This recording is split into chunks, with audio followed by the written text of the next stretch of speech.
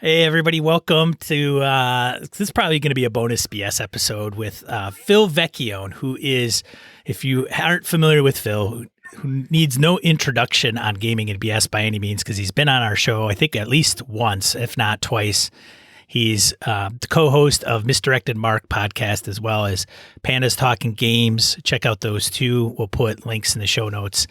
And as well as working at Encoded Designs, one of the principals at Encoded Designs, the publishing house that even helped Brett put out Streets of Avalon, and a variety of other gaming credentials, Never Unprepared and Masks and a few others. And so welcome back, Phil. It's been a long time. It's so good to see you again. I hope everything is doing well in your world. I'm rocking the lockdown. I'm coming down on a full year. But thanks for having me on. It's awesome seeing you.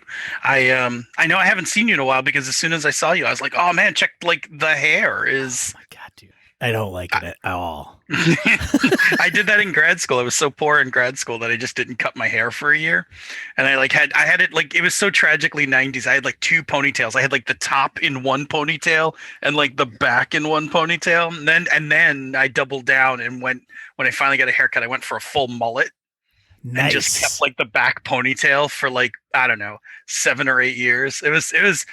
It was pretty bad. I cut it off for a job interview, which was totally worth it. One, for getting rid of it, and two, because I did get the job. So I have taken an interest in Forbidden Lands, as some of our listeners know, and I put it out on Twitter and said, hey, I'm looking to run this thing, and I could use some advice, because when I got it, I started pouring through it and thought, well, this is a little more dense than I might have anticipated, even though I got like the big grandiose box. I got like the GM screen, the cards, the dice. Like, oh yeah, yeah. And then I got it and I opened up the books and went, okay, there's quite a bit here. Okay, well, that's all right. I probably should have looked into this before dropping, 100 plus bones. But so Phil goes, yeah, man, I'm running it.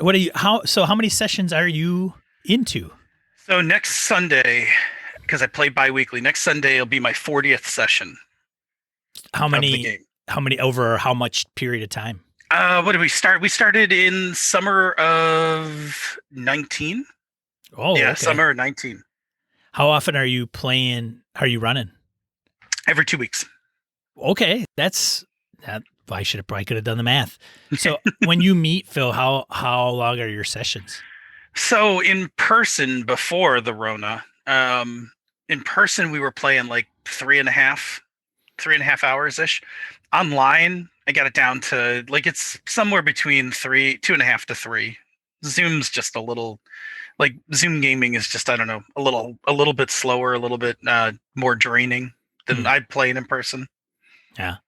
So I brought Phil on here because one, I know Phil, and I said, hey man, I'm looking for tips. Would you be interested? When can we talk? And I said, hey, I stream Saturdays if you're interested. And he said, yeah, sure. Saturday will work. So thanks for accommodating, Phil. And yeah, no problem. So we're going to be talking about Forbidden Lands. Forbidden Lands, specifically, like what Phil's doing, so Sean could take that and take it back to his group and help him run a better game. So, you started about 2019. When did you get it, and how long did it take for you to kick it off? I had it for a little while. I wound up buying it just because I liked the I liked the pitch for it, right? Like just what is it, rogues and raiders in a cursed world, and the whole idea of just like a hex, like almost like a hex. I mean, it's a hex crawl of gaming, right? So I was like, cool, I'll dig it, and I think I just had to wait until there was a opening in my game group between games, and then everybody was like, yeah, let's give it a try. And I figured I was just going to run it. Like, I honestly thought I was going to just run it for like 6-7 sessions or something and be done with it. But it took on a life of its own. And now like my players are just like, no, keep it going, man. Like, we're fine. We're good. Like, I periodically check in. I'm like, you guys sure you still want to play this? They're like, no, we're good. Let's keep going. Oh. Yeah. Going on 2 years. Yeah. That's fantastic. So what led you to look into Forbidden Lands? So I really liked that the game emphasizes travel. So I play, I play. I mean, I play a bunch of different games, but I play a lot of indie games, and you know, travel is often a thing you just like hand wave, right? You're just like, well, you leave town, a few days later, you arrive in new town, right? Like that's it. Or hey, you finished dungeon, time to go home. Um, You travel, and you travel some more. right, and that's it, right? Like not like. And what I thought was cool about the game is the game mechanizes travel, and it's not just like. And it's not mechanized like other fantasy games where it's like, oh, there might be a random encounter plus, your horse moves this much per day kind of thing. Like there are actually like things you do. Like there's a whole subsystem for traveling, which at first, I mean, you got to be into that, right? Like you just got to buy into that premise. Like part of this game is that you travel. Um, and so that was the thing I was really curious about because I mean, I've played tons of fantasy games like killing monsters, casting spells. Like I've done that pretty much everywhere, but I hadn't played too many games that really settled in and was like travel is an actual part of this game. Yeah. So that was the thing I really wanted to see when I took it out to play it. Yeah, I was. It's not wholly dissimilar from me when I read the premise of the game. I thought, it pitches itself old school and hex crawl, and it makes no qualms about what that is, and putting it in the game as the forefront to the game.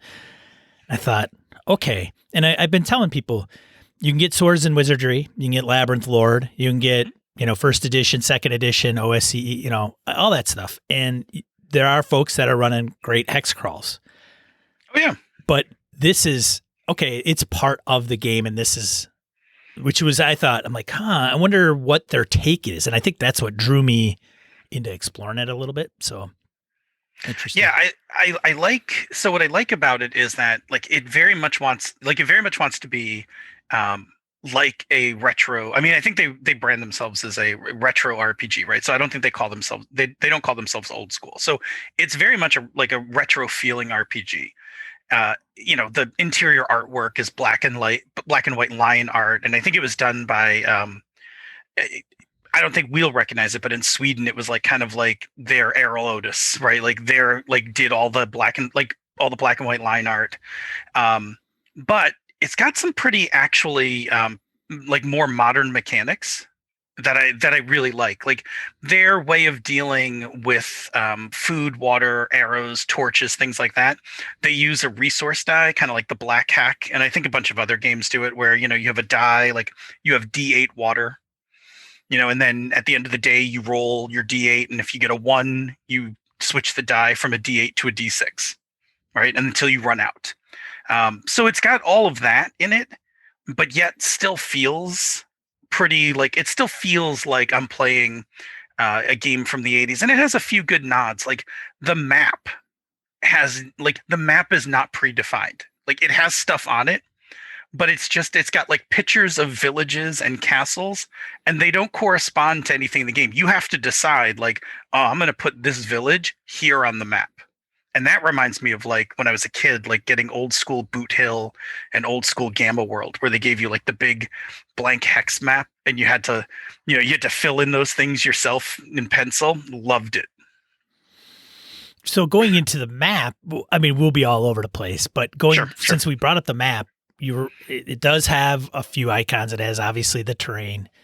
Um, and maybe we should start out even for viewers, like what is the premise of Forbidden Lands? So, and I could start by just saying at 100-foot view, in like a couple of sentences, there was the blood mist that had been Hmm. around for 300 years, Yep. and it's lifted.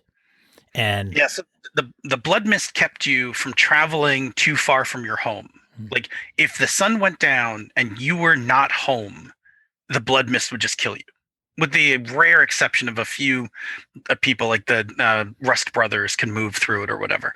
But for the most part, if you are caught out in the blood mist, you died. So for 300 years, villages never expanded.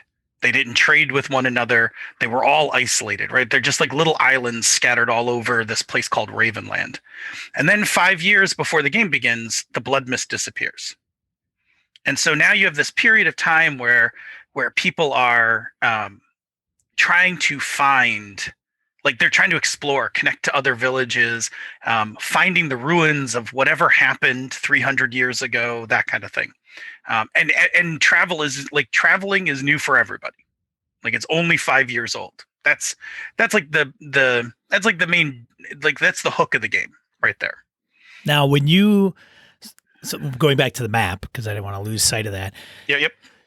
because the map's got a few things, but it's up to the game master to put things in whatever hex that they want, however they want. And with your game specifically, Phil, how are you handling that? Are you taking images that are on the map and actually keeping those there? Or are you saying, oh, it says it's on your map, but you get there and there's nothing there. Weird. Or it's a ruin. Or I guess are you running? I'll let you answer that. So I've been pretty faithful to the map, right? So like if it's on the map, I've been just like when the players get there's a village. What is not a faithful narrator are the legends. So there are these. So for all the items, like for all the locations of the game, and they're called adventuring sites. For all the adventuring sites, they come with a legend that the players have either heard of, or if you want to have them make a skill roll, they suddenly remember the legend about this place.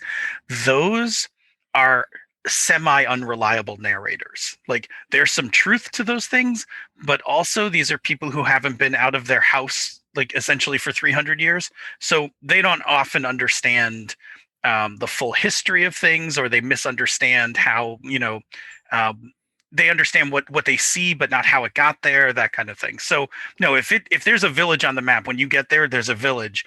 You just may not, from the legend, you may think that something's going on that's not. Are you running homebrew? No, I'm actually running the whole thing from published material. So I'm using the GM's book. In the box set has 3 adventure sites. One of them is this town called the Hollows, and that was like the focal point of the game. And then I played that for a while, like just those 3 adventure sites, and then we expanded into I've got it next to me, the Raven's Purge, the campaign book, which is also fully sandboxed. So it gives you like 15 NPCs, a bunch of artifacts, and a bunch of locations, and then tells you like you should figure out how all these connect to each other. Like here's some suggestions, but do with them as you please. I have Raven's Purge. I thought I was going to run more homebrew, but the more I think about it, I might implement pieces. It's a pretty good. Yeah. I mean, the Raven's Purge is a full arc. Like you could, if you could play it, start it, finish it. Like it has a beginning, middle, and end to it. That you could do. I mean, I don't think it'll be quick. No. Like my group is like, I think there's 5 artifacts. My group has 1 of them, but they didn't start it for like a year, right? Like for a year, they were doing a whole bunch of other stuff. So when you kick this off, kind of session 0, we'll start with session. Phil's got Forbidden Lands. Thinking about running this thing. You guys up for it? Yeah. Okay. Sounds good. Mm-hmm. You pitch it. They're in. You set up session 0. I would imagine. Yep. What did you cover in session 0, and what did you cover, and then what did you learn in the game that you would implement back into session 0 if you were to redo it? I'm gonna look because I think I've got my game notes right here. I do. I have my session 0 notes. Oh, fantastic. Look at that. So resourceful, that guy. Yeah. So my session 0 is actually, I'm looking at it. Like the session 0 is actually pretty light. I think we blended session 0 with character creation. Mm-hmm. So we went through the pitch. Everybody was in.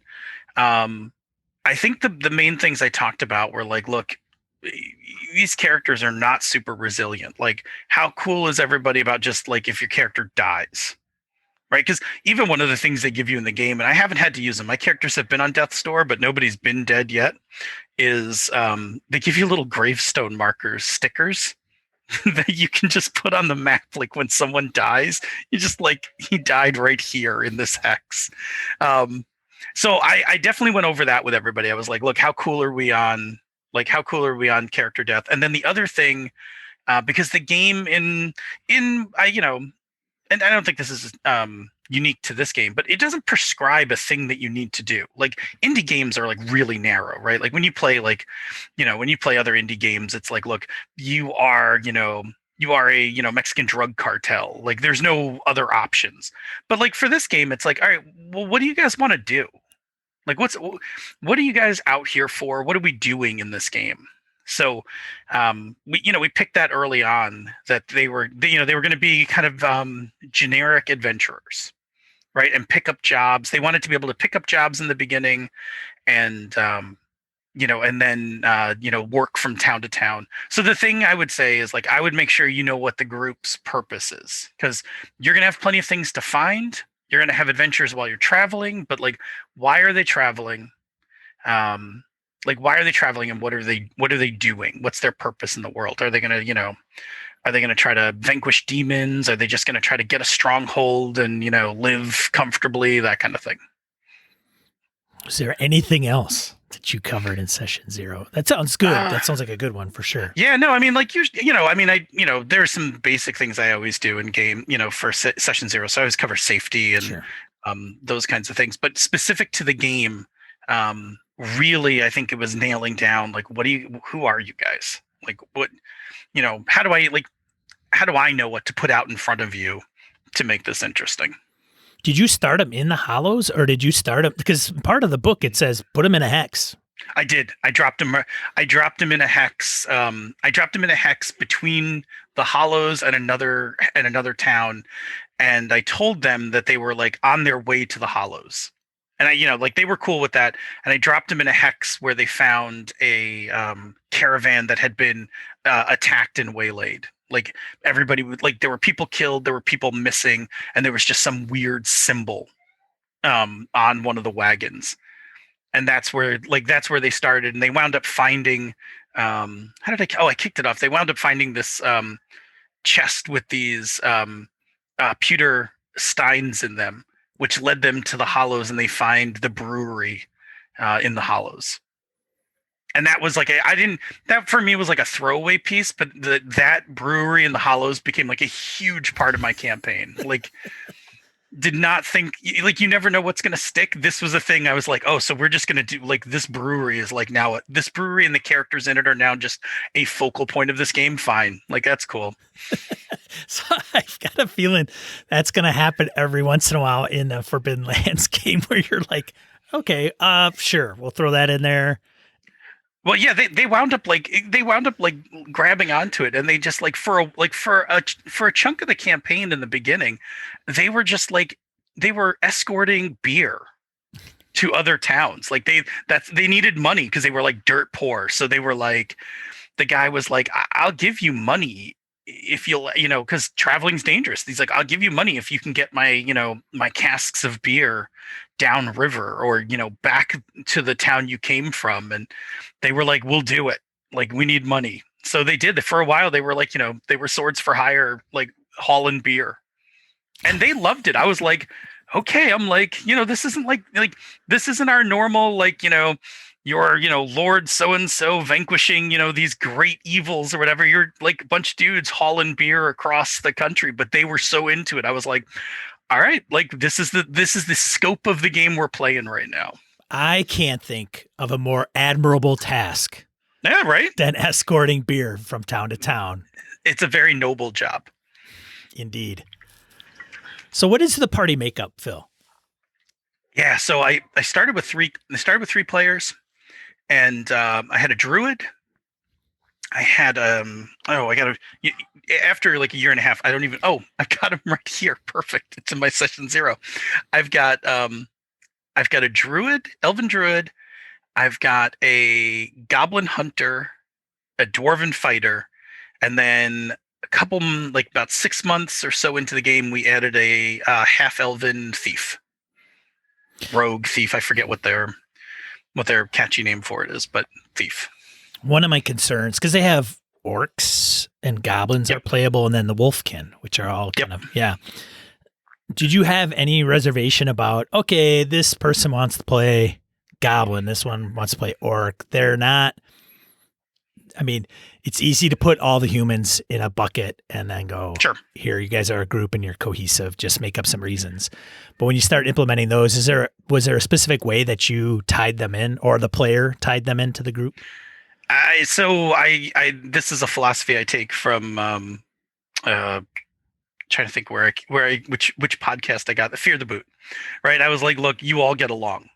Like I like The you group you can template. yeah, you can snipe at each other, but like you can snipe each other, make fun of each other, but you all get along. Like that like I'm not sitting here dealing with I've known these guys long enough, right? I'm just like I'm not into playing like you guys arguing in real life. So figure it out how you want to do it. And yeah, they were I mean they're great. So they were like, yeah, cool, that's no problem. Like we all get that we're a group traveling together. And I made them um come up with some reasons why. So we worked that out in session 0. I just that's the thing I don't unless the game is about that, I got no interest. Like I just quash that as fast as possible. Yeah. Now they have pride is a Yeah. kind of tie together, and then they also have a dark secret. Yep. How much have you leaned on those two components of the players to drive kind of the campaign or the story? Let's see. I'm looking at their dark secrets. Let me peek. For sure, one of them was a big part of like it was part of a story arc. Um, the thief has a dark secret about just taking everything, like steals whatever. So that has come up as like a subplot and things where the thief has like taken something and there's been repercussions for it.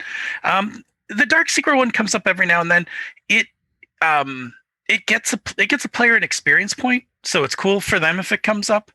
The pride one actually has a mechanical purpose. So, and that's come up a couple times, and there are, I think, at least two characters who lost their pride because they failed a roll while you like. So if you when you use your pride, you get a success.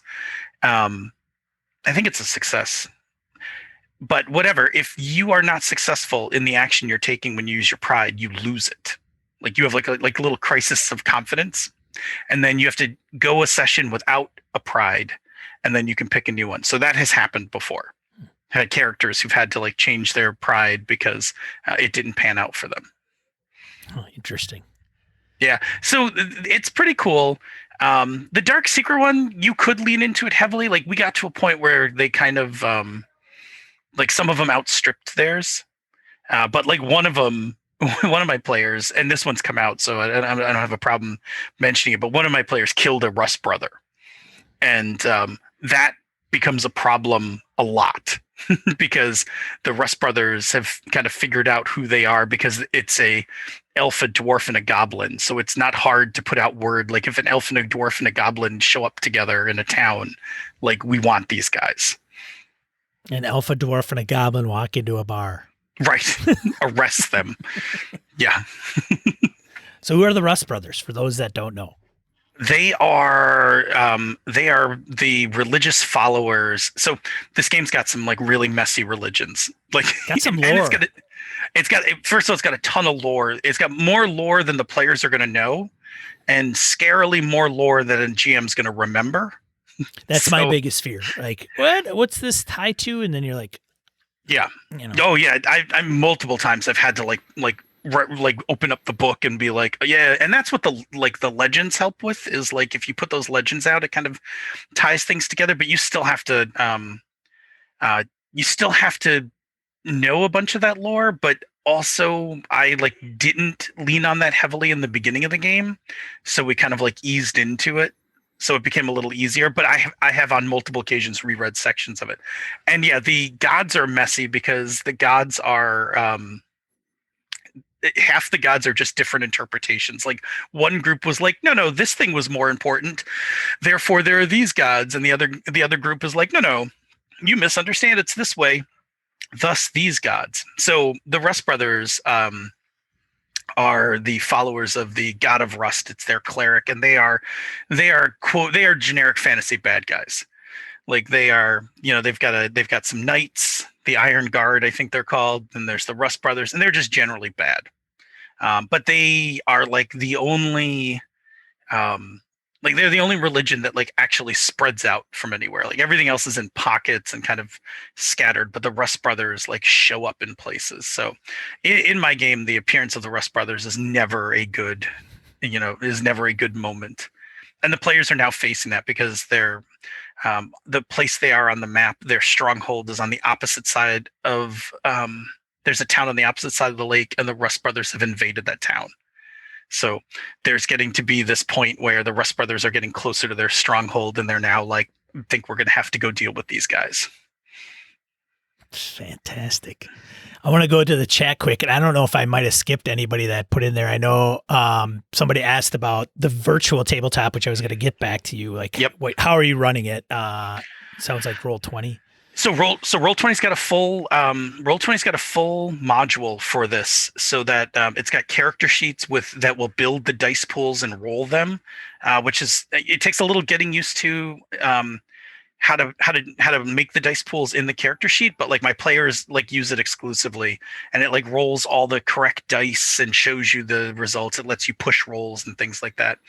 I just imported the map, and I think they have an image on their website. Like, I imported the map directly into the website. And one of the things you have to do in the game is, when you're traveling, if you've been through a hex before, you don't have to make what's called the Pathfinder roll. So on my home map, there are just pen marks, like little X's in the bottom of each hex as they went through it. On the virtual tabletop, I've had to put little symbols into it so that we know, like, when we're playing, like, oh, this hex, you guys have been through it, you don't have to make this roll, keep going. So yeah, no, I have one tabletop of the big map, and then I often take the maps from the book, those isometric drawings, and then I will throw them in, put over the fog of war, and just reveal it in chunks as we play through it. That seems to that's been working really well. Plus, the other thing that's really cool is then if you do handouts, I just copy the legend text and stuff those in the handouts, and now the players have like a library of those legends, because now after like a year and a half, they have a ton of legends, and occasionally they don't remember them all. So they very conveniently are just like, oh yeah, open up the, like click, they open up the legend, or I'll just open it up and put it on the screen for them and, jog their memories. So it works great it works great. I will say there was one thing missing that I had to put together myself, and Free League was very nice. The game uses cards for initiative. Yes. And they were not originally, I don't think they're in the game. I wound up making them myself from the images of the cards. So I have an initiative deck that when we're playing, I can shuffle and deal out to the players, and then they can rearrange, like trade cards with each other to set the initiative, and then we go from there. And then I use the turn order tool once I know everybody's initiative to put them in turn order, and then just go through the turn order feature. Do you use Fog of War on the large hex map, or do you give them the whole map and they can see the whole thing? And I gave them the whole map because that's how, like, when we started playing, they always had that. Like, when we played at home, they just had that map out on the table. I'm going to use Foundry, Phil. Oh, I haven't tried Foundry yet. I will. Let me know if you're ever interested. I'm going to start. I mean, I've been saying this for a little bit, but I want to start showing people it so that they can say, oh, it's, great, because they don't, it's a $50 upfront investment. And then it depends on how you want to host it. Yeah, no, that's cool. I'm definitely curious about that. I was never one for online playing. I was fortunate enough to always have a home group, sure. But that, in the days of the lockdown, all my gaming is now done online. So I'm always interested. Like, I like Roll20. Roll20 is great, and I've had it since some Kickstarter I backed like 100 years ago. Hero Forge or whatever the. Yes, the one that they wound up buying. Yes. Yep. Yeah, I got defaulted into an account on it, so, which was good, because like when lockdown happened, like I was immediately like, you guys want to keep playing, right? Like, you want to use Roll20, and I think within the course of a week, I had flipped all my games over to it. The optional combat piece, like where you pick two cards secretly and then you compare them and flip them. I have not used that mechanic yet. It's in Foundry. They have a module that allows you to do that. And what happens is you launch it and it comes up, it runs a macro, right? So it goes, pick the player of the game that you're going to do this with. And as long as the player's in there, you pick that from the drop down. and it pops up the screen on their end with the cards. Oh, nice. And they can select. Yep. Yeah, we've never. So in a year and a half, I have not used that combat system. Interesting. Yeah. Okay. I've just used the generic combat system of, just making, everybody just making normal rolls and stuff like that. I should at some point consider dragging it out, but now I would have to look at how I'd implement it in Roll20. For those of you not in the know, it's an optional rule where I think it's 8 cards or 7 cards. Yeah. It's and what happens is if a player decides to do a particular task, usually combat based, I think, you can opt to use this alternate version, which is more of a one-on-one basis with the GM and the player, so it's not anybody else.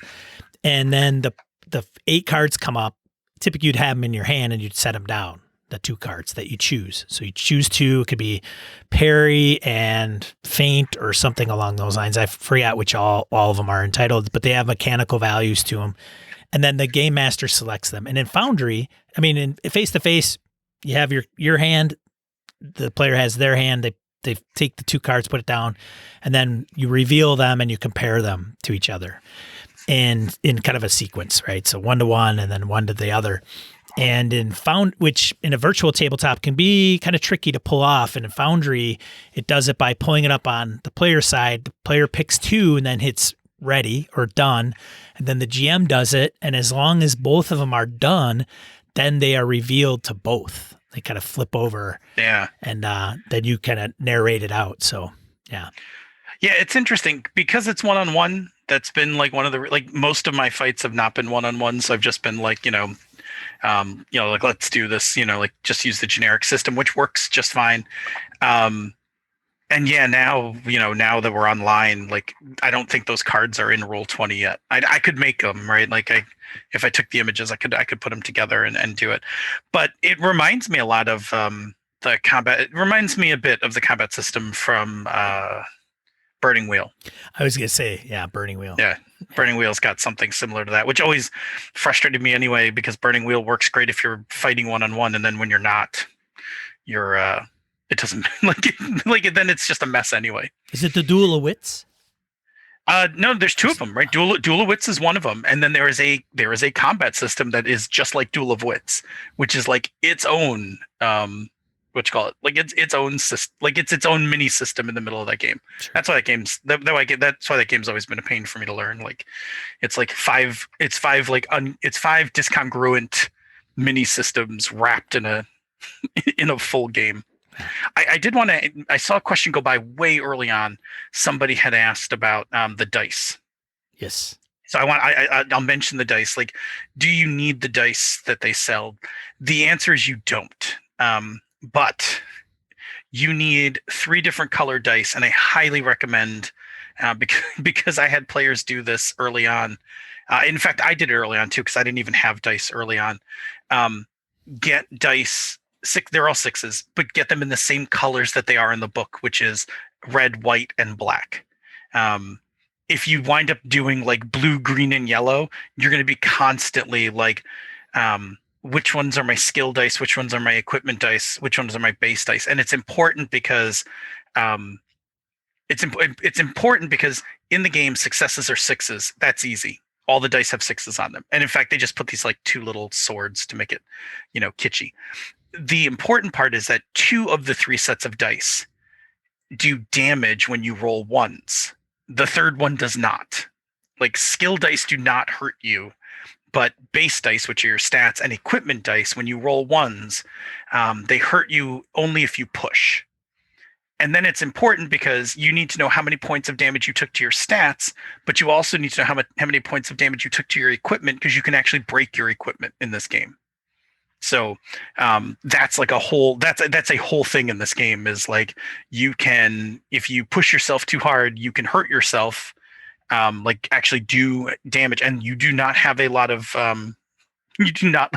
hit points in this game, and you can break your gear. Like I had a player who had our druid has a spear and has had like 10 spears. Like they've broken their spear so many times that eventually the dwarf just made her an iron spear.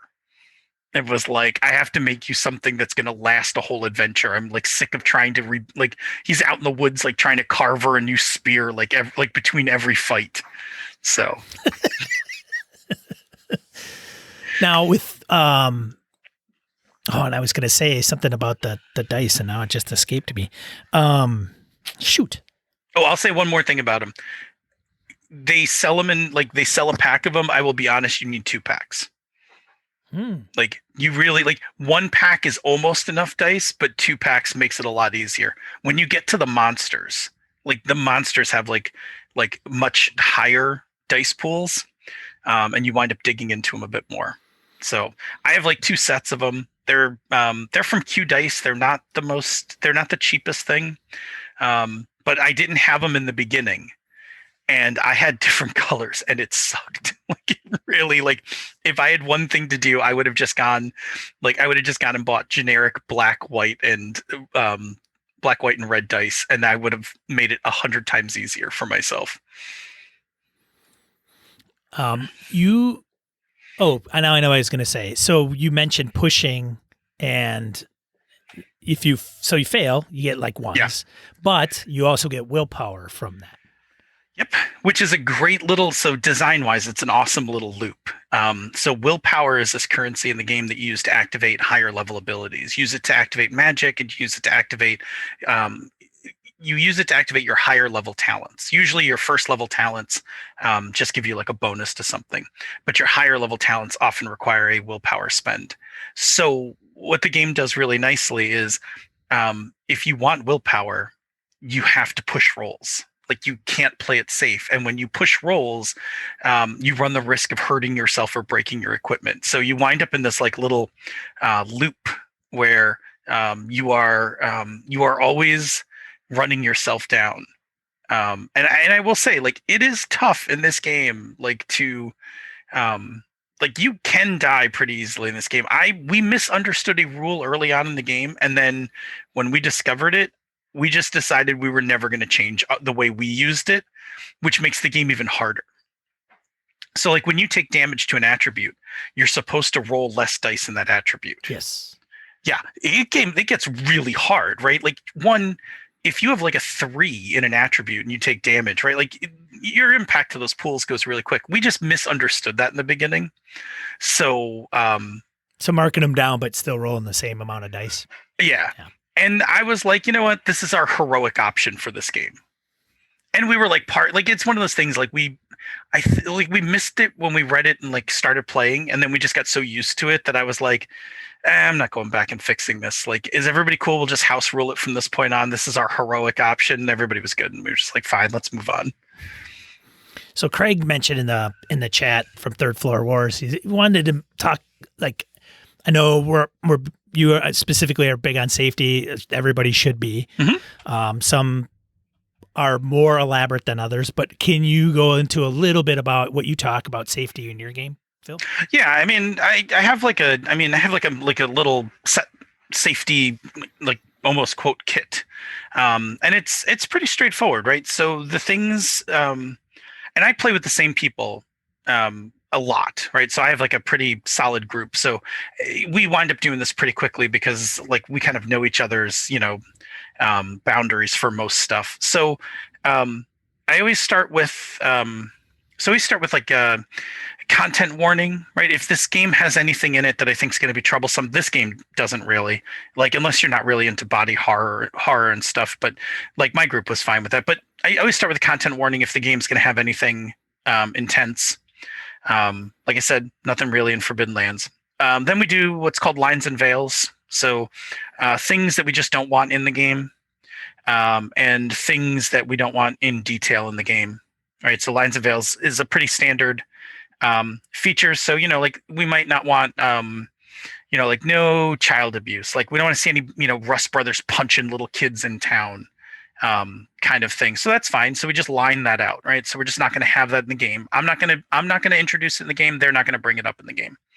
And then we veil out things like, and again, not a thing that's really come up in this game, but like in a lot of my games, a standard veil is like sex, like, characters, NPCs, PCs, whatever, can have sex. We don't talk about it in detail. Like as soon as it happens, you just kind of and on to the next scene. All right, lines and veils. So that sets boundaries. And then the last piece, I am a big fan of the X card, which is basically a consent revoking tool. All right, so this is the idea that if something comes up in the game, no matter even if it wasn't covered in lines and veils, if it comes up and you don't you don't like it, makes you uncomfortable, feel unsafe, you just hit the X card and we take it out. And that's like my foundation right there, right? Like up front, like informing everybody what's in the game, setting some boundaries about content we want in the game and don't want in the game, and then always having a way to say no. And if a game I'm playing is more elaborate or emotionally raw than that, like I'll beef that toolkit up. But that's like my pretty standard for a pretty generic game. And I consider this one like a low danger game, right? Like it's generic fantasy. Like I just need some base safety in here. Put some put some railings up. I don't have to baby proof the whole house. I just need to put some railings up, like on the staircases kind of thing. So I am not a big fan of playing.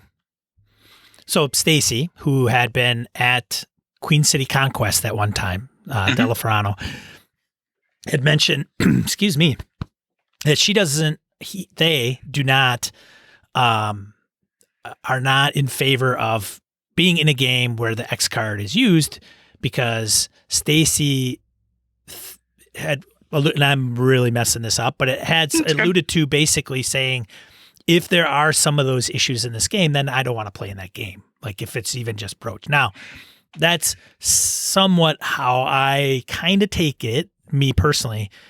But obviously, I've changed over time because I'm playing like with more people that I don't know really well. Like with Phil and some of his home group.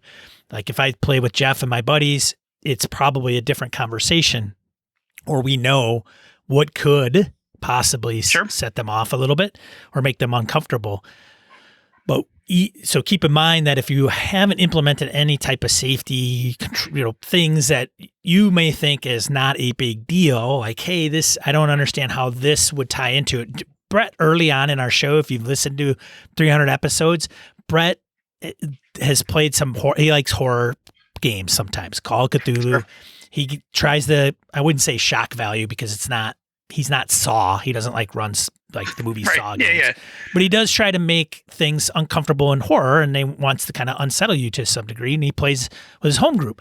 And early on in the show, we're talking about dead babies, right? And if you are running anybody that may have lost the child, that could be a huge issue.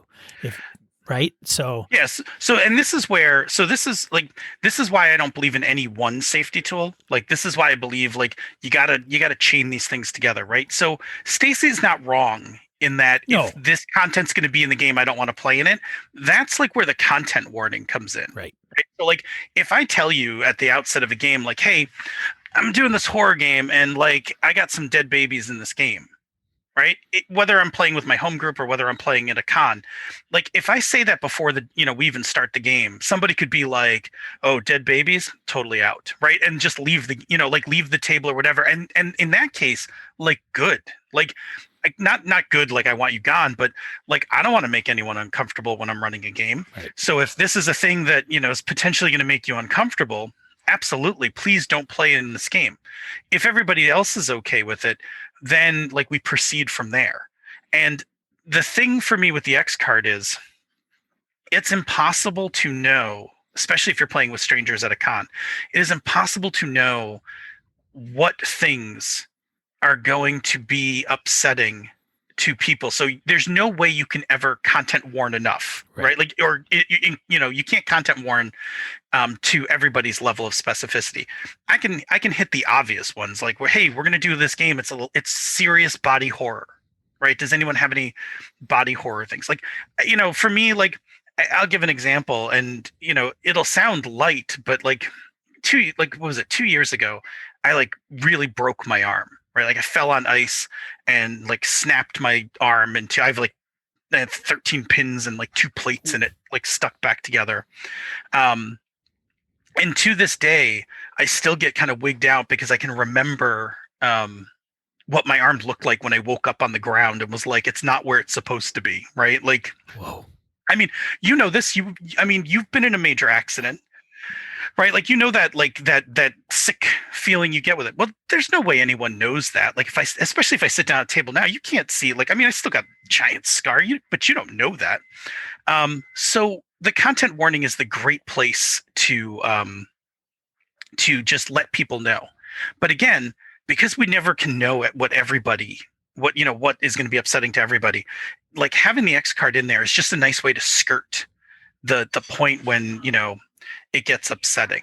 Like if I was playing with you, and I'll try not to make this too graphic, but like if your character got into a car accident and then I started like diving into the description of it, you might be like, hey brother, like can we just pull back from that, because that's actually happened to me and I'm super uncomfortable about it. Like that's a great place to be like, absolutely got it. Like totally, totally no problem. Like, let's jump to the next scene. Yeah. Yeah. So it's just something to consider when you're running games for those that, especially with folks that you're not wholly familiar with, it doesn't hurt.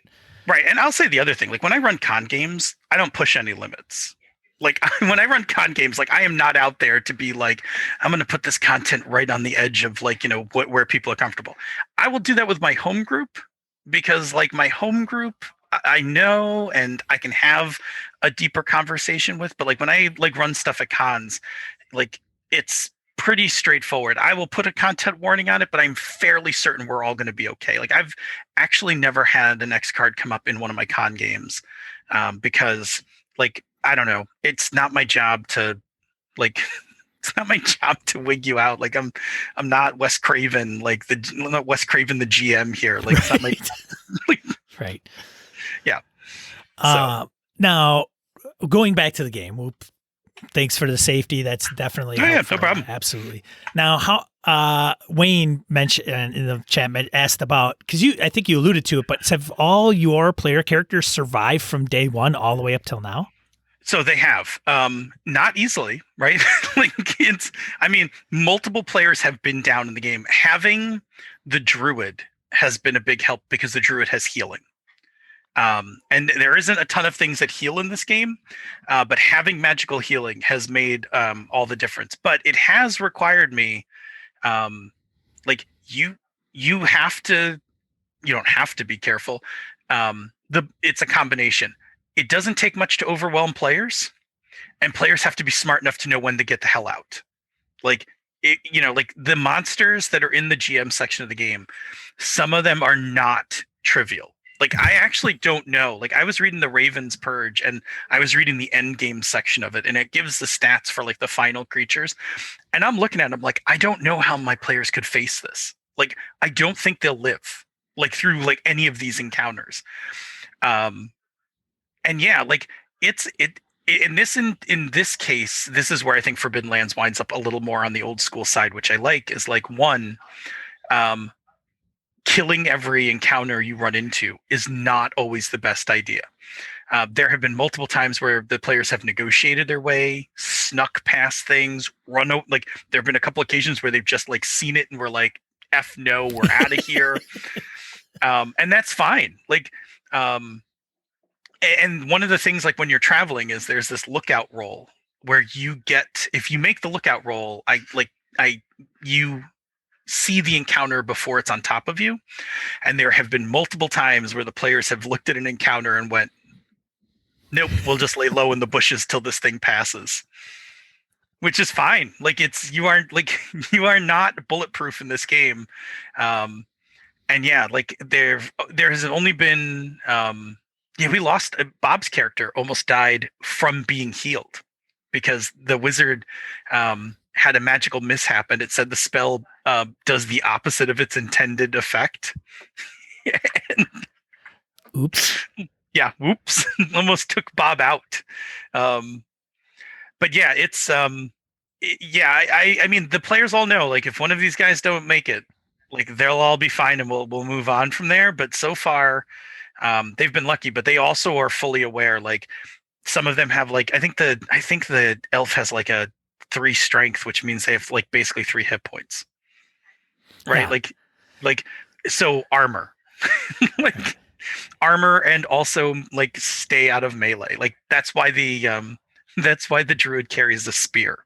Like get them before they get you mentality. And the dwarf is the tip of the dwarf is in the front line. Like he's Bob's character has like 6 hit points. He's fully armored, helmet, shield, like the whole 9 yards, and he's been knocked on his ass a few times. So yeah, it's different in that respect. In that respect, I think it's a little more old school where you really got to pick.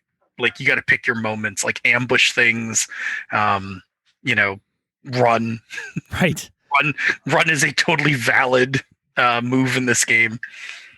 Yeah. For those of you not in the know, you have your 4 core abilities, and one of them strength, and it's probably a score from 2 to 5. I think is around average. If you get a Yep. talent, you could get near 6.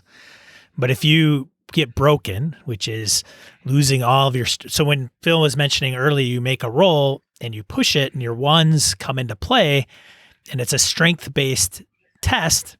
Yep. You nix those strength points off your Yeah. character.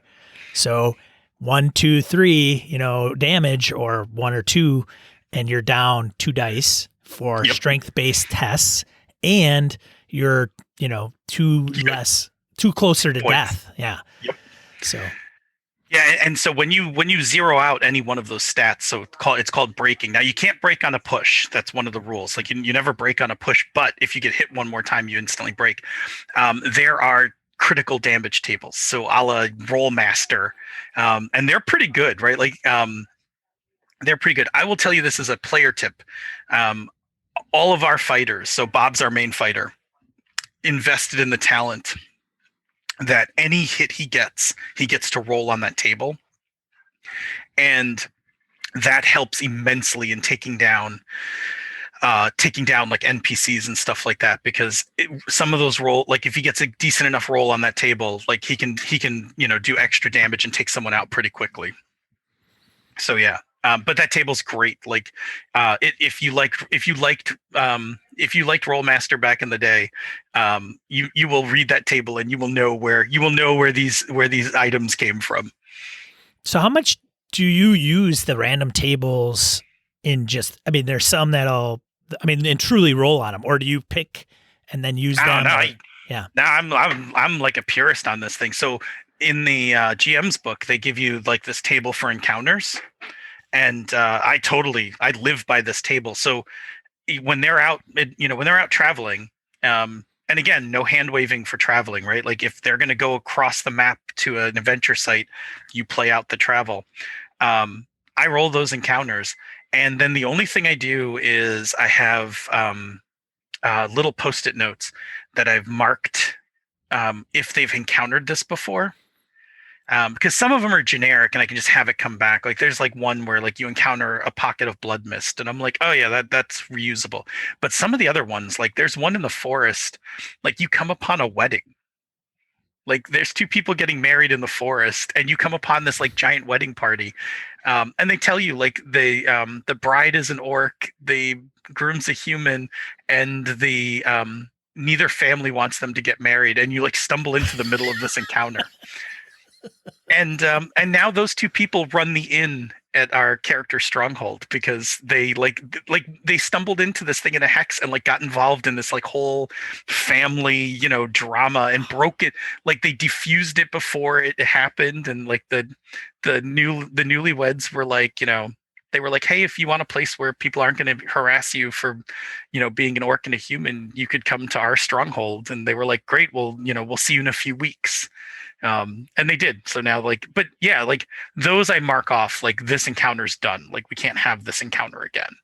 But I use that table, and actually a year and a half into it, I kind of need more encounters. I was a little disappointed that they have not made a product that's like more planes encounters. Mm-hmm. I'm going to actually now have to go do that work myself. So what does prep look like for you, Phil? How do you prep for this game? So it depends on which phase of the game we're in, right? So my players now have a stronghold. And so there are like 3 phases of this game. Like either they're in the stronghold and we're doing some combination of like stuff that's happening in the stronghold, like people coming to visit or whatever. So there's some like role play stuff or things like that, and there's there's a whole subsystem for resource gathering and building things. So like there's a part of the game where we have to stop and there's like a spreadsheet where they're like, okay, well, it's been 7 weeks of game time. By the way, for my real hardcore players, I have an actual calendar because accurate timekeeping in this campaign is critical. You can't have a how's the saying? You can't have a campaign without accurate timekeeping. Gygax. Yes, as Gygax as it gets. I actually have a Google spreadsheet that has the calendar in it, and so there are times where, like, when they're on the road, I just mark it like travel, adventure.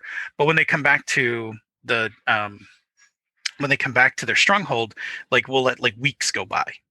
So I'll be like, okay, a month has gone by. Calculate how much stone your quarry has produced, how much iron, how much wood. What are you building in your stronghold? So that's one set of prep. Then they're traveling to a site, which can be its own session or more, depending on how far they go. I got like almost no prep for that because I totally rely on the random tables. Like, we're just play through and see what happens. And then the adventure sites, I'm using all the ones that are published in the book, but the book does not make you do anything you don't want to do. So like, they give you an adventure site and they give you like 3 things you could possibly do in it, 4 ways the players could stumble on it. So you have to do like a little assembly. Like, you got to decide, like, okay, which pieces of this whole pile of stuff they gave me do I want to actually focus on? Which isn't bad at all. Like, it's great. So yeah, and the game, like the game plays out in those phases where they're at the stronghold and then they suddenly, like, either somebody tells them or they're through some like library research, they're like, oh, we got to go to this location, and I'll highlight it on the map, like, well, it's over here.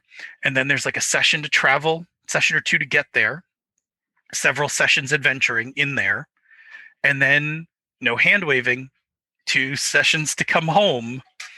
And then when they get home, it's like, well, now we're back at the stronghold. We got to like catch up on we got to catch up on bookkeeping, resources, what has happened in town in in the 4 weeks you've been gone, like all of those things. So it's like 3 phases that we just play in a loop. Like, my players are, they just finished the stronghold phase and they're just getting ready to go back out on the road. I don't know for how long, but they're going out on the road because they have to deal with the Rust brothers across the lake now. Like, they've reached a point where they're like, this is intolerable. Like, we can't leave the Rust brothers up to their own devices. They're going to wind up coming across the lake at us. Let's get them first. So, wait, who is it in the chat? Yeah, Phil or Magic Mike on it. Mentioned, how long did it take for your players to go from you guys starting to building their stronghold? Do you remember? Yeah, so I let them. I did it the easy way, which is we used Weatherstone, which is the second adventure site. They played through the adventure site, and then I was like, "Well, it's a ruined castle." They're like, "We want to keep it," and I was like, "Okay." So I like went through and like I told them, I was like, "All right, here's like a few things that are actually still intact that you can use. Here's a bunch of stuff that's broken." So I gave them like, if you put half of the stone back into the wall, like, you can have the wall, the walls again on the on it. So we did that, and so like they rebuilt Weatherstone from the ground up, which was fun. But it's a different time scale. So like, where they travel for like a week or 2 and they adventure for a couple days on site, they'll go home and like they didn't adventure all of winter. Oh, Because they were like, well, because in winter there's only 2 of the 4 quarters of the day that have sunlight. right. So travels a lot harder. So, and you have to deal with cold and everything else. So they were like, you know what? Our next expedition will be in the spring. We'll spend the winter in Weatherstone and build it up.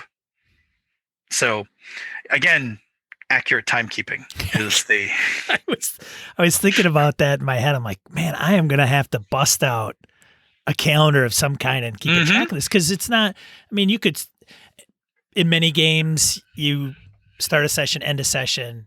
Yeah. A couple hours in the game have gone by, but 8 have gone by in real time. Yep. And then you have travel, and then encounter. You're just going to be all over the place on how long it takes to do anything. You could, yeah. So let me ask you this quick, so have you aged the characters? How long have they aged?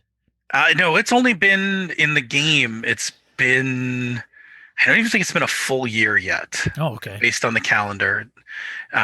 They started in, I think, the summer. Yeah, it's almost going to be a full calendar year for the characters.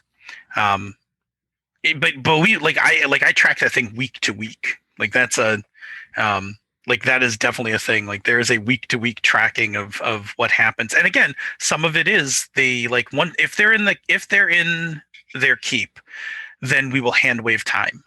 And I'll ask them like, how long do you guys want to stay here before you head out again? Nobody celebrated. I don't know if the characters have picked out their birthdays. Jason in the chat asked if anybody celebrated birthday. It's a thing that it's a thing that like normally you don't think about in a game, right? Because you never really spend a lot of time tracking. Like I never have in a fantasy game before kept a calendar. Like I've not been very Gygaxian about this. Shame on about you, this Phil. stuff. I make that Gygaxian joke like almost every session when I open up the calendar. Like, we need to keep our accurate calendar here, guys. Like, yeah, it's funny. But yeah, like when they're on the road, the scale is different because you actually play day to day, right? There's 4 quarters in a day, and so you play like each quarter. That's another thing. I wound up having to make my own little counter to keep track of the quarters of the day, especially if like we stopped somewhere and hadn't like ended on an evening.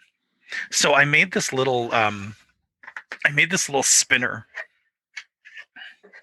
I got all crafty. I made this little spinner. Beastie Boys crafty. Yeah. And like you can change it, like here's the day, right? So day into evening, right? And then night. And I just like when we were playing, I just kept it on the table. When we play online, I just kind of keep it in front of me and just move it along. But it has effects when they're traveling because there's only so much sunlight and there's penalties for traveling at night. So, typically it's, wake up in the morning, break camp, ride for like 2 segments and then, make camp, sleep through the evening because sleep is how you get your hit points back. That's right. Yeah. There's a lot of emphasis on you don't sleep, you don't get hit points, and you're tired the next day or. Yeah, so my players were coming home from a visit to their allies to the north, this dwarven enclave, and they screwed up 2 nights of sleep rolls. And they were in like seriously bad shape when they got home. Like they had a couple of encounters and they couldn't heal from them except magically. They were tired. They were cold, like they were a mess, like never, like they were nervous about actually getting home. Like they were like, we have got to get home tonight. We can't have another, we can't fail another camping check, or we're not going to make it. Oh, somebody asked where I got the arrow. I bought it I think I bought it on Amazon. Like you can just buy spinner arrows, like they're game components. Yeah. And I just, punched a hole in the center and snapped the little thing in there. All right, so we're a little over the hour. Are you still good, Phil? Yeah, no, I'm good. I'm good. Now, so kind of get things wrapping up. Some of the things that, given the year of time that you've run it, what kind of advice would you give a game master that would start to run this game, and what kind of advice would you give players? So it's overarching. Yeah. Yeah. So for the GM, like think small. Like this is not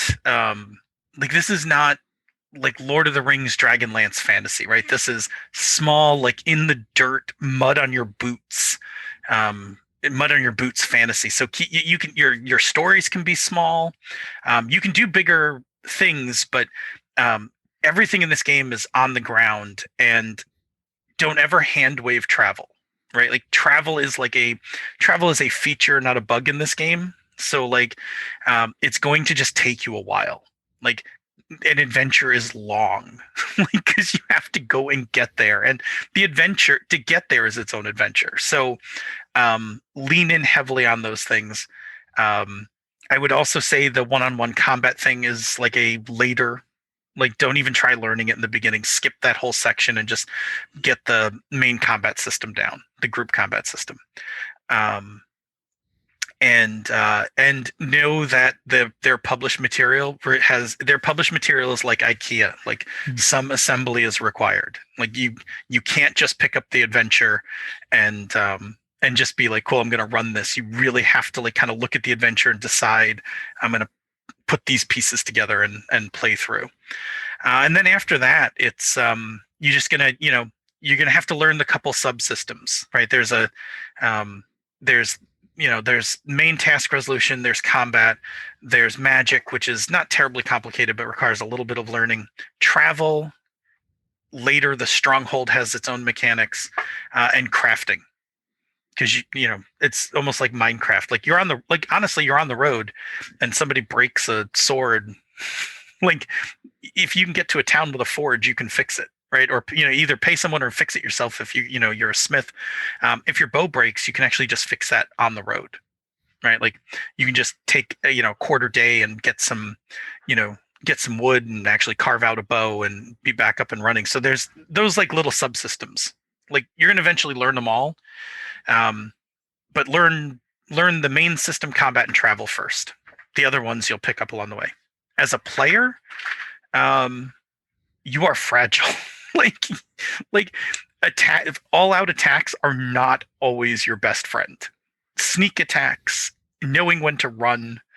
I will say I have one grudge. I do not like their withdraw from combat is like almost every other one, where there's like I think it allows you have to make a roll or you take a hit. I like that better than like you just take a hit. But withdrawing from combat is a thing. Like sometimes you just got to get out, and then use your experience points to buy the talents. The raising your skills can be expensive. Talents are relatively cheap, and the talents come like in a mixture of things. They're like feats, right? So like some of them are combat related. You should get some, and the other ones, which will not seem important when you look at them, there are ones about travel. So like there's one called Quartermaster, which improves your roll to camping. Which you don't like. You're gonna look at it first and be like, that seems dumb, until you fail a camping roll and no one sleeps and you can't heal, right? So like we have like one character who's the Quartermaster. We have one character who's the Pathfinder, right? Like those camping things. We have one character who can cook, somebody who can sew. Like those other skills wind up being way more important than you think they will be in the course of the game. So you want to like kind of balance your investment. Like our dwarf is a nightmare with a axe in his hand, and also a very competent blacksmith and carpenter, and our thief is also a tailor, right? Very Garrick of him, but our thief is also a tailor, because sometimes like the tent needs fixing while you're on the road, because the tent is equipment dice, and sometimes you push and you rip the tent and now you need the tent. So those are like the tips for the players. You got to balance out those talents. Like you need to be as good at camping as you are at fighting, as strange as that sounds for a role playing game.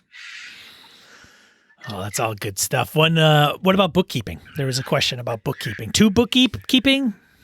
I don't think it's to bookkeeping. Like the calendar is necessary more so when you have the stronghold. Like I didn't really have to lean on the calendar until I had to start worrying about like how much iron does this mine produce in a given amount of time. When you're on the road, you're living day to day. And then you just kind of need to know the seasons, because there are effects, like there are daylight is a factor in the seasons. So it's not huge. And when you get up to stronghold, like there is a separate Google spreadsheet we have for the stronghold that keeps track of all the resources it generates, everybody that is in the place that you have to pay, because you can't just run it. You can't run it yourself and leave. Like if you don't hire a guard and you leave your stronghold, you'll come back and find someone else in it. Right. So It's easy. They built it for them. yeah. So you need to have like a guard or two. There's a handy person, otherwise things break down. Like having a stronghold is like actually buying a house. Like it is a money sink. Like you suddenly go to adventuring becomes the thing you need to do to keep like your stronghold in one piece again. So yeah, like I think you graduate to a higher level of bookkeeping in this game when you get to the stronghold. Before that, it's I don't think it's insurmountable. I would recommend keeping a calendar though. Like that is, go back and read your Gary Gygax game mastering book on the calendar chapter. Like it will benefit you greatly. For the spreadsheet for the players, do they keep that, or do you, or is it kind of a collaborative effort? I keep the calendar. Okay. They keep the stronghold. So there are sessions where literally I'm sitting there while they're deciding, like, should we build a moat or should we build a sheep pen, right? And like, like I don't. Those are the days I jot some other notes down and stuff. But like, they need to have those discussions. Like, they need to, do we hire another guard, like that kind of thing. That's good stuff. Yep. Well, last questions out of the chat, and then we're going to let Phil go. This sounds fantastic. I'm interested in kicking this off. Session 0 will be this coming Thursday for me, February 4th, with a group of 4 players. And it's a good sized party. Yeah, we haven't talked about whether they're going to do random or they're going to be. Did they do random for you? Did they do random character gen, or did they? No, they definitely wanted to pick their they wanted to pick their stuff. They did, I think, roll the background stuff random, but they were like, we would like to pick our kin and class, and I was like, yeah, that's fine. Like, Yeah, there was a good podcast that I'm trying to absorb fast enough that had a pretty decent session 0, Three Skulls Tavern. I don't know. That's the name of the tavern in the Hollows. Oh, it Three is. Skulls Tavern. I didn't even know that reference. Okay. Yeah. Three Skulls Tavern. Interesting. So he's a large part of my game. Okay. Yeah, it's an interesting. I'm trying to absorb it all and determine. And I think there was some he had some home house rules, like because of the fragility of the character starting out. I think he gave them a couple bumps in skills. Like you can put a point in 3 skills, 3 points in skills. Yeah. But he lowered something else and to give him a little bit of an edge. But I just want to make sure. Yeah, bookkeeping, Murder Hobo mentioned. We just covered that, Murder Hobo. Anything else from the chat? I want to know from Phil before we let him go. So I am interested in kicking it off. There's been one person I think that's played a couple, maybe 2-3 sessions. I think Kerrigan might have kicked off. Everybody in the group has the game, so they've kind of that's a good. little bit, yeah. But it's a different game than what I'm used to running. Yeah, it's definitely different for me. Like I did not think, like when I started playing it, I was like, we'll get like 6 sessions out of this thing. It'll be great. I did not think we would be heading into session 40. Nor do I run a lot of fantasy. Like I'm normally not the guy who runs a lot of fantasy, but like I don't know, there's just something about this game. Like it's doing it. Like my players love it. I'm enjoying it. Like it's good. I would probably, even after this game, come back and homebrew a setting for it. Like I like these mechanics. Like I think I would come back and homebrew a game. I just don't know how different it would be at this point, right? Like the players have played through a good chunk of this, like the rules. So yeah, I'm kind of on the fence with the homebrew.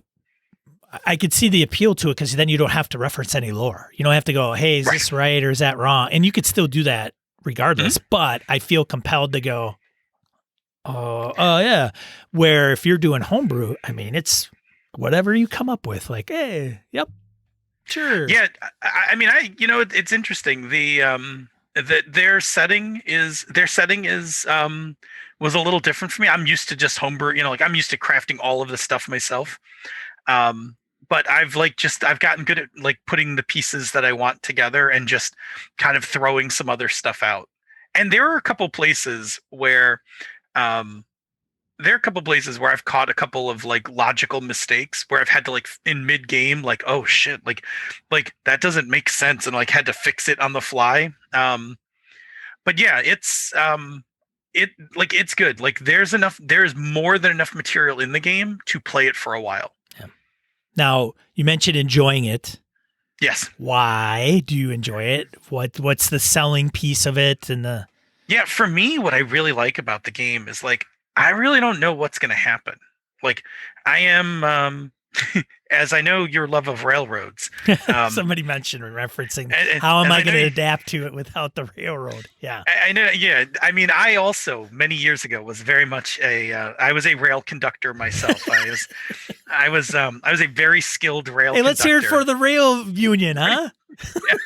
I was a union man for a long time before I stopped before I just started off-roading my games.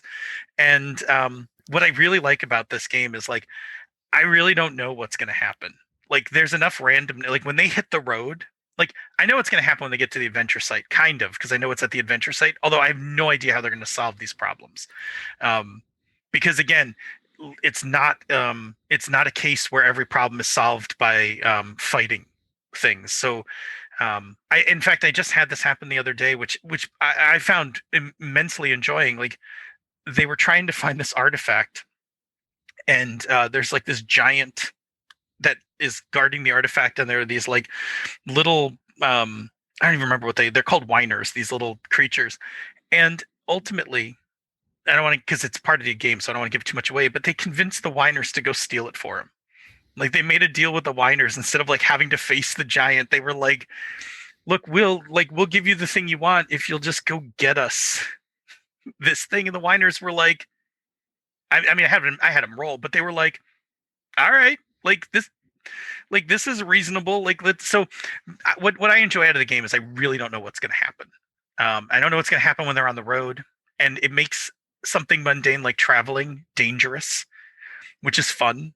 Like that mishap, their like 2 nights of camping mishap was like a moment in the game where I was like, these guys could die like on their way home from like a visit to their friends. Like they might not make it home. Like they're in bad shape. And I was like, I was excited. Like when they finally reached home, I was like, oh man, that was like real touch and go. So that's what I really like out of the game is like, I don't know what's going to happen. And I'm just like I'm as surprised as they are half the time. Like when I roll a random table and I'm like, you stumble into a wedding. Like here we go. Let's and we just get right into it. So that's what I'm really enjoying out of it is that. And now I'm kind of digging how long the game's gone. Like there's a part of me that's also kind of digging like that they're becoming kind of entrenched in the world.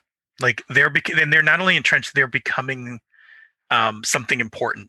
They like have reputation. We didn't even talk about that. They do. They have reputation, which shows up a lot now. Like they constantly get referred to as the Lords of Waterstone, or Weatherstone, Lords of Weatherstone. Like when they arrive in places, and they're like, yeah, like just kind of like on the DL guys, like, but they're like, your lordship, and they're like, goes both ways. Yeah, well, it's going to be a problem for them because they're going to want to sneak into this town that the Rust brothers are controlling, and it's going to be a lot harder when you have an 8 reputation to sneak into anything. So should be good. So yeah, that's what that's what I'm liking for the game. I did not expect to like this game as much as I like this game, which was cool. I was surprised to hear that you had been running it that long, because we kind of spread the love around a little bit. Mm-hmm. So I mean I play tons of stuff. I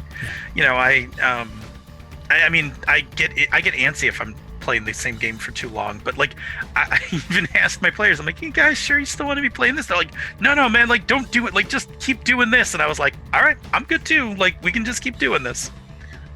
That's fantastic. All right, well, let's wrap it up for Phil so he can go back and play some more Forbidden Lands. Phil, I gotta go write show notes. Yeah, that's always fun. So Phil, where can people find more of Phil Vecchione? Yeah, so you can find me on Pandas Talking Games. That releases every Monday. That's like a 45-hour show where we just talk about gaming topics fielded by our listeners. Like we don't actually write our own ideas for that show. Very much whatever anybody wants us to talk about.